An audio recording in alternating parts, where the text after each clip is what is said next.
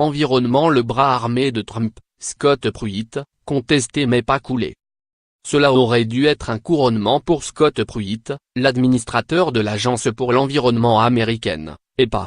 Mais les affaires ont tout gâché. Le bras armé du président Donald Trump en matière d'environnement a dû faire ses annonces en catimini en raison des scandales qui le poursuivent pour avoir dépensé plus de 100 000 $ en avion en première classe aux frais du contribuable américain et loué son appartement de Washington au prix dérisoire de 50 $ la nuit à une amie mariée à un lobbyiste pétrolier. Il n'empêche, Scott Pruitt poursuit son travail de détricotage des régulations adoptées par Barack Obama.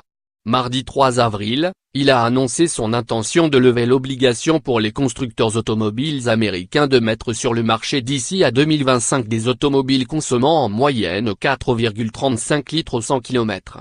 Avec des routes défoncées et des cours du pétrole bas, l'heure n'est pas aux moteurs électriques, 2% du marché, et aux petites cylindrées, mais aux voitures de sport et autres pick-up, qui engloutissent du pétrole, surtout dans les terres républicaines du Midwest.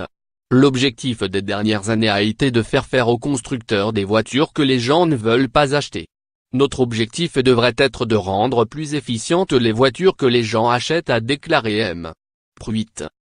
Selon l'EPA, seuls 5% des véhicules auraient respecté les futures normes en 2025. Tandis que les pick-up devraient représenter à cette date 45% du marché américain, bien plus que les 33% prévus en 2012 lorsque fut instaurée la régulation.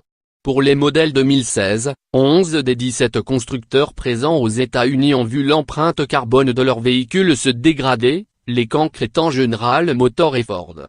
Logiquement, les constructeurs américains se sont réjouis, c'était la bonne décision et nous soutenons le gouvernement, tandis que Volkswagen, encore sous le choc de ces tricheries sur